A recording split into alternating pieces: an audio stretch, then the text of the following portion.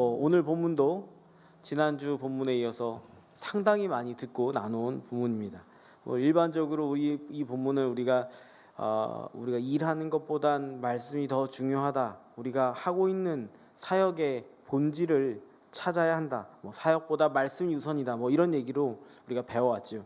그 말씀이 어느 정도 맞는 것 같습니다. 완전히 다른 얘기는 아니고요. 그러나 오늘 이 본문이 말하고 있는 맥락하고 그리고 예수님께서 왜 이런 말씀을 하셨는지 문화적인 당시 상황들을 조금 더 한 단계 더 들어가서 살펴보면 오늘 얘기는 우리가 기존에 말해왔던 얘기랑 조금 더 나아간 다른 얘기가 담겨져 있는 겁니다. 그걸 고려하면서 우리 한번 말씀을 나눠봤으면 좋겠습니다. 오늘 본문은 이 맥락을 이해해야 되는데 그러니까 십자가로 향하여 예루살렘으로 가는 길 위에서 일어난 일인데, 그런데 누가는 지금 어떤 얘기를 하고 있는 중이냐면 지난주에 이어서 살펴보자면 제자의 실천, 제자면 이렇게 말로 보고 듣고 다 봤으니까 그러면 그 다음부터는 제자로 어떻게 살아가야 하는가를 얘기하는 첫 단락에서 예수님이 제자들을 이렇게 전도하라고 보내시고 그런 얘기를 우리가 지난주에 나눴고 지지난주에 나눴죠.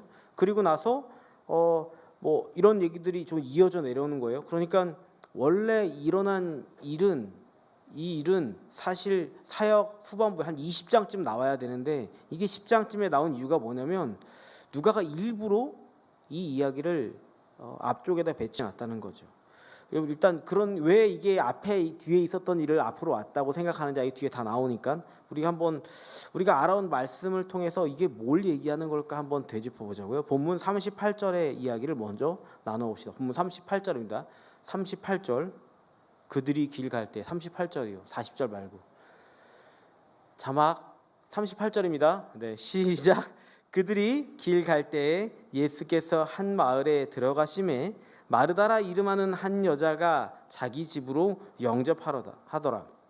본문은 분명 길을 갈 때라고 표현했는데 여기가 어디냐? 여기는 사실 베다니입니다. 마리아랑 마르다가 같이 살고 있는 동네는 예루살렘 인근에 있는 베다니예요. 갈릴리에서 예루살렘으로 가는 길이라면 예루살렘 근처에 있는 마을은 언제쯤 나와야 됩니까? 시기상으로는 사역 끝에쯤, 예루살렘 입성 직전쯤 나와야 정상인데 지금 초반부에 예수님의 길 초반부에 갈릴리에서 떠나서 가는 길 중간에 이 장소가 나옵니다. 예수님이 십자가로 향하는 길의 초반에 의도적으로 이 이야기를 하고 싶었던 겁니다. 누가는 이게 제자 공동체의 어떤 중요한 마인드다 하는 것을 말해주고 싶었어요. 우리가 기존의 생각대로라면은 이 본문이 사역의 본질이다, 말씀이 더 중요하다 이렇게 이해할 수 있는데 여기서 시작해서 우리가 한 단계 더 깊이 나아가 보자고요. 먼저 본문 속으로 들어가 보겠습니다. 예수님과 제자들이 마르다라고 하는 여인의 집에 초대를 받아서 식사하러 갔습니다. 그런데 문제가 생겼습니다. 생각보다 제자들이 온 숫자가 많은 사람들이 있던 겁니다. 마리아와 마르다는 아마도 일반적인 식사를 그냥 준비하고 있었을지도 모르겠습니다. 그런데 사람이 너무 많은 거예요. 그래서 갑자기 분주해졌습니다. 본문 40절입니다. 시작. 마르다는 준비하는 일이 많아 마음이 분주한지라 예수께 나아가 이르되 주여 내 동생이 나 혼자 일하게 둔 것을 생각하지 아니하시나이까? 그를 명하사 나를 도와주라 하소서. 이렇게 말합니다. 마르다가 정신이 없었지요. 잘 대접하고 싶은 마음이 있었는지, 사람이 갑자기 많아져서 그랬는지, 둘 중에 둘 다 있어서 그랬는지 손이 분주한 겁니다. 그래서 여기 본문에 써있는 헬라어를 보자면 분주하다고 말하는 이 동사가 페리스파오라고 하는 동사인데 이게 무슨 뜻이냐면 원래 주의가 사방에 있다, 내 관심이 사방에 있다는 뜻이에요. 집중하지 못하다. 애가 공부를 하려고 하는데 자꾸 여기 가서 이것도 생각하고 저기도 생각하고 공부 됩니까 안 됩니까? 그러니까 마르다가 자기 일을 해야 되는데 지금 일을 하는 것도 아니고 안 하는 것도 아닌 상황이 된 거예요. 왜? 이게 갑자기 온 당황한 어떤 일이 있었다는 거죠. 그래서 하는 말이 주님, 제 동생이 주님 발치에 있는데 제가 이렇게 바쁘니 거기 있게 하지 마시고 좀 보내주세요. 그렇게 말했습니다. 그러면 그걸 들은 마리아가 언니가 바쁘네? 나도 도와주러 가야지. 벌떡 일어나서 언니한테 딱 가면 얘기는 더 진전이 없이 끝나겠죠. 그러나 우리가 이제 늘 말해왔듯이 마리아가 육의 양식보다는 영의 양식을 쫓아서 예수님 발치에 앉아 있었다. 뭐 이렇게 우리가 이해해 오고 있습니다. 그런데 여기에는 그 순서상의 이유는 나중에 말하고 이 문화상의 이유도 좀 존재하는데 뭐냐면 이렇게 말하고 있는 마르다가 어떤 의도로 이 말을 했는지, 왜 마리아는 예수님 발치에 있었는지, 그게 좀 이상한 건데 문화적으로는 왜 이상한 건지를 얘기해 보자고요. 우리가 사역과 헌신의 삶을 동일하게 하는 경향이 있어요. 내가 섬기는 게 하나님 나라에서 귀히 쓰이는 일이라는 어떤 감사의 마음과 기대감은 매우 좋은 겁니다. 그런데 이 정도를 지나쳐서 내가 하는 일을 위해서 다른 자리에 앉아 있는 사람을 끄잡아다가 여기에 와야 한다, 이걸 다 도와야 한다, 이것만 해야 된다, 그런 경우가 많이 생겨요. 내가 하는 게 제일 중요해 보이거든요. 근데 교회가, 우리는 이제 아담한 우리만의 교회가 있지만 교회가 커지면 커질수록 어떤 사람들이 많아지면 많아질수록 분야가 넓어지면 넓어질수록 우리가 더 이제 교회 열리고 나서 더 이렇게 각 가정에서 보시겠지만 여러분들이 다 도와주시면서 그렇게 부흥하면 다른 사람에게 내가 하는 게 제일 중요하다고 강요하는 것들이 생겨나요, 안 생겨나요? 생겨납니다. 자기가 하는 게 제일 중요해 보이거든요. 그래서 그 사람을 끄잡아다가 여기다 놓고 싶은 마음이 마르다에게 있다, 그게 조금 문제다, 이렇게 말할 수 있죠. 근데 이게 좀 가만히 들여다보면 그 안에서도 예수님이 그것을 원치 않았다 하는 것들이 느껴집니다. 그게 맞는 거죠. 차라리 다 배고픈 게 낫지, 그 사람이 원하고 받은 은사대로 섬기는 자리에서 또 여기가 좀 바쁘고 중요하니까 이쪽으로 와서 여기 좀 해줘야 되겠다, 여기서 빼와가지고 여기다가, 근데 이 사람의 마음은 여기 가 있어. 아니야, 이거 해야 돼. 이렇게 강제로 할 수 있는 건 교회 안에 없어요. 우리가 그렇게 생각하면 뭐랑 똑같은 거냐면 이집트에서 피라미드를 짓기 위해서 야, 이게 중요한 일이야, 태양신이 원하신다, 그리고 자기가 태양신의 아들이라고 말하면서 그 수많은 사람들을 그 험악한 일에 끝없이 노동하게 하는 빌미가 되는 거죠. 그죠? 그 하나님을 우상하고 똑같이 만드는 일 중에 하나예요. 교회 안에는 그런 일이 있을 수가, 교회는 자발적인 헌신으로 이루어지는 거예요. 어쨌든 그런 겁니다. 이게 근데 십자가의 초반에 이게 왜 이 이야기를 하는가? 전도에서 돌아오게 하시고 격려하게 하시고 또 좋은 이웃이 되는 삶, 너희가 좋은 이웃이 되어라, 그렇게 하고 나서 제자 공동체가 사역자의 자세를 설명하는 것으로 이해할 수도 있어요. 그런데 이 문화 안에서는 이게 좀 이상한 장면이라는 겁니다. 이 말씀을 나누기 위해 당시 문화를 이해할 필요가 있는데, 원문상으로는 언니 마리아가 마르다 들으라고 하는 말을 보면 이런 겁니다. 제가 원문 그대로 한번 직역해 보자면 이런 겁니다. 예수님, 주님은 제 동생이 저러고 있으면서 언니를 내버려 두는 것을 왜 상관하지 않으십니까? 이런 의미입니다. 그러니까 약간 마리아의 이 모습을 비난하는 거예요. 마리아가 지금 잘못되어 있다고 말하는 겁니다. 마리아가 이 말을 들었을 겁니다. 다른 사람도 다 들었을 겁니다. 마리아가 듣고 기분이 좋았을 수가 없죠. 근데 마리아가 이 비난을 왜 받아야 되냐? 당시의 문화를 이해하면 마르다의 말이 일리가 있습니다. 당시 문화에는 밥을 먹을 때 남자와 여자가 같은 자리에 앉아 있을 수가 있었을게요, 없었게요? 없었습니다.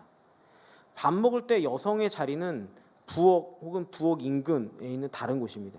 그 자리에, 식사 자리에 빙 둘러서 옆으로 기대서 누워서 먹었는데, 옆으로 기대서 누워서 먹는 자리에 여성이 그 발치에 있다는 것은 굉장히 이상한 행동입니다.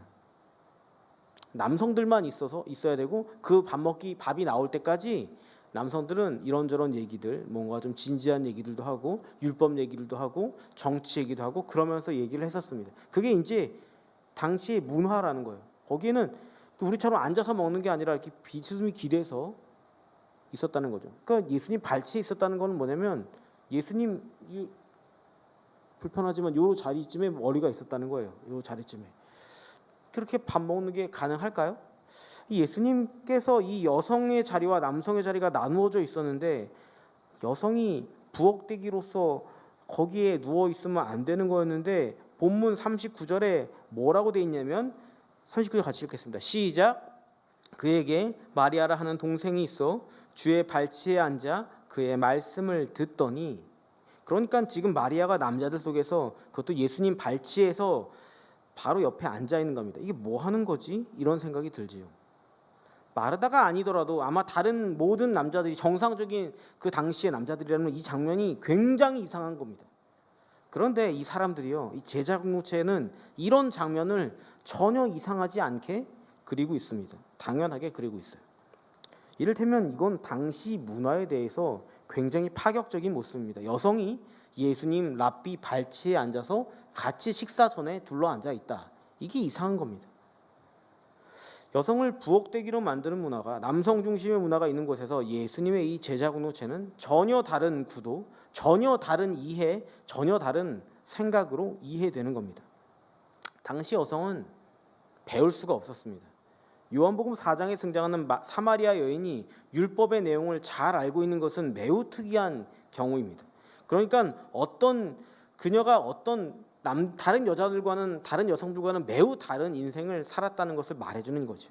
마찬가지로 오늘 마리아가 예수님 발치에 앉았다. 여기는 앉았다고 되어 있는데 원래는 이렇게 비스듬히 기대어 누운 것을, 밥 먹는 자세로 누워 있는 것을 말하는 겁니다. 이렇게 누워 있다는 것은 예수님의 제자이다. 예수님의 제자가 된다. 예수님과 율법으로 토론한다. 남자들이 제자들하고 둘러앉아서 율법적인 얘기들을 서로 주고받으면서 깊은 얘기를 한다. 율법의 해석을 할 수 있는 사람이다. 이런 의미입니다. 그런데 여러분, 지금 예수님의 공동체가 어디로 향하는 길이에요? 예수님의 공동체는 십자가로 향하는 중입니다. 십자가로 향하는 이 길에 여성도 공동체의 일원이고, 여성도 이 제자의 교회의 일원이고, 여성도 리더십이고, 여성도 말씀을 가르칠 수 있는 교사고, 장로고, 우리 공동체를 위해 사역하는 사람이라는 것을 누가가 얘기를 하는 것이고, 누가복음은 기도의 복음서, 약자의 복음서, 그리고 여성의 복음서라는 별명이 붙어 있습니다. 십자가로 향하는 이 제자 공동체, 교회의 원형이 되는 제자 공동체에는 여성 리더십이 분명히 존재하고 있었습니다. 그리고 이건 여성만 아니라 모든 연약해 보이는, 우리가 무시하고 연약해 보이는 많은 사람들한테 공통적으로 열려있는 공동체였습니다. 이게 제자 공동체의 정체성이라는 거죠. 교회의 정체. 초반에 왜 이 이야기를 하는가? 이 제자 공동체의 교회가 뭔 줄 알아? 그거는 있는 자들만의, 똑똑한 자들만의, 관리들만의, 훌륭한 사람들만의 그런 모임이 아니야. 교회는 그 누구에게든지 열려있는, 죄인에게도, 세리에게도, 무식한 사람한테도, 어부들한테도, 아무것도 안 배운 천한 여자들에게도, 가난한 이들에게도, 장애우에게도 열려있는 공동체야. 그게 교회야. 그런 말이죠. 교회의 정체성을 말해주는 겁니다. 정체성을 말하는 것뿐만 아니라 실제로 그렇게 살아가는 모습을 담고 있는 거죠. 우리나라에도 예전에는 그런 생각들이 많았습니다. 복음 전파 초기에 1800년대 조선 사회는 여성들을 사람으로 취급하지를 않았어요. 여성만 아니라 어린이, 장애우, 나병 환자, 뭐 말할 것도 없죠. 조금만 이상하면 사람 취급을 받지 않았습니다. 여러분, 우리 놀리는 말 중에 쪼다라는 말 알아요? 그 말이 왜 어디서 나온지 알아요? 좀 부족한, 이제 이렇게 정신적으로 좀 부족한, 발달이 좀 덜 된 사람들이 마을에 있으면 그 사람이 화장한 그 뼈들을 이렇게 빻는 일을 시켰던 사람이에요. 그래서 쪼다라는 게 이걸 쪼은다는 뜻이에요. 그런 비하적인 말들이 우리 안에 있다는 것은 뭐냐면 사람 취급을 안 했다는 거죠. 그런 이들을.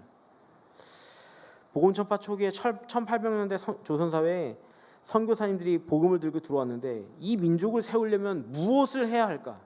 선교사님들이 고민을 했어요.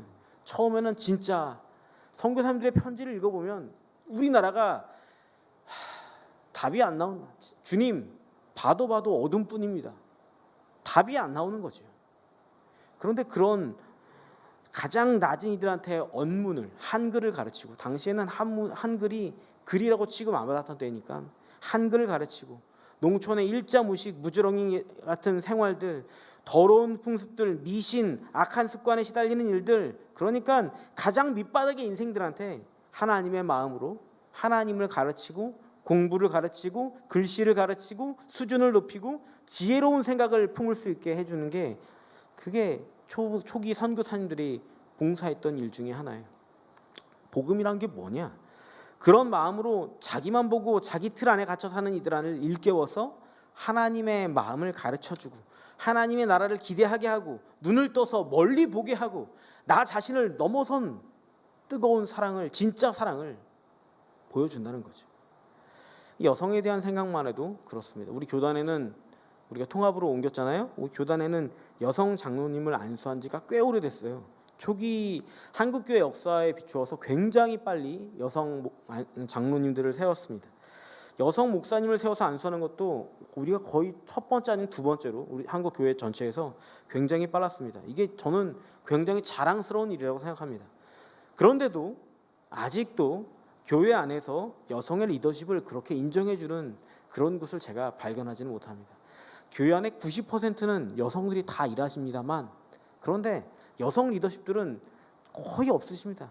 거의 그렇죠. 그러니까 마르다가 말했던 약간의 비하가 담긴 말은 뭐냐, 예수님한테 했던 말이 뭐냐, 예수님 얘를 제자 삼아서 뭐 하려고 그러세요?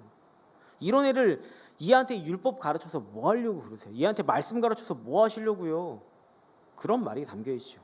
아마도 마르다는 동생 마리아가 제자들, 남성 제자들하고 함께 다니면서 성경을 가르치고 이야기하는 것이 못마땅했을 수 있습니다.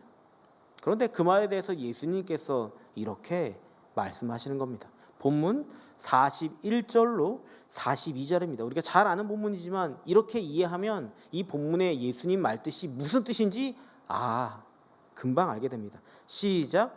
주께서 대답하여 이르시되 마르다야 마르다야 내가 많은 일로 염려하고 근심하나 몇 가지만 하든지 혹은 한 가지만이라도 족하니라.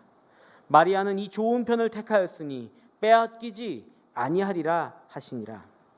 아멘.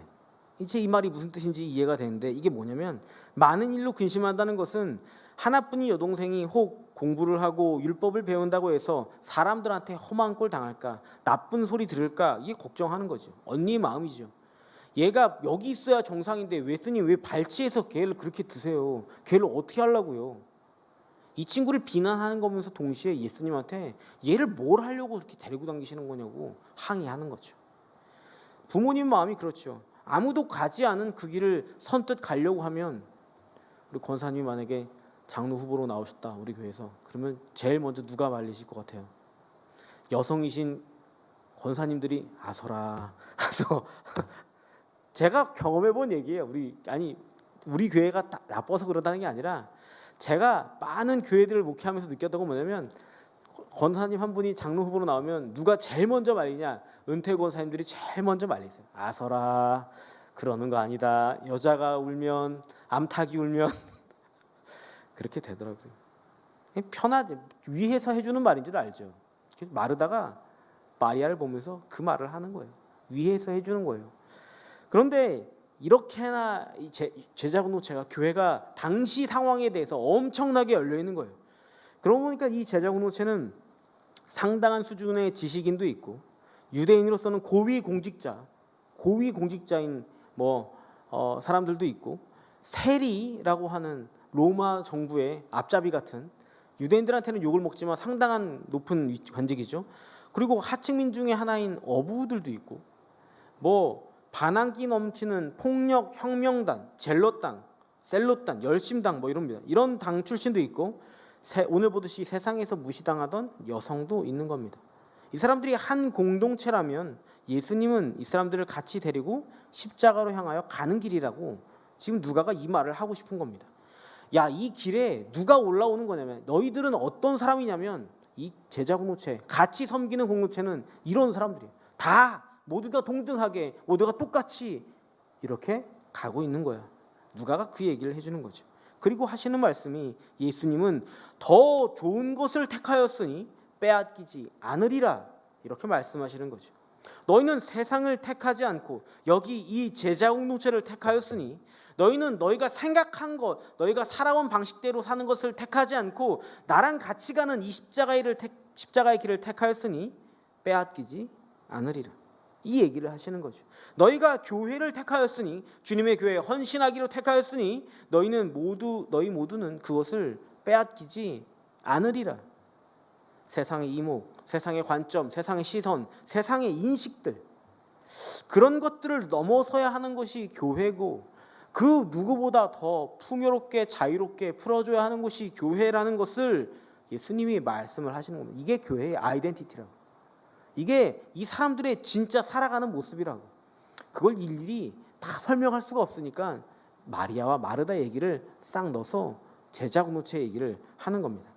세상이 생각하는 것 이상의 자기의 헌신과 섬김의 자세와 애씀, 그것이 있어야 우리가 주님의 공동체를 빼앗기지 않으리라, 이렇게 얘기하는 거죠. 여러분, 우리가 가는 길은 예수님과 함께 십자가로 가는 길입니다.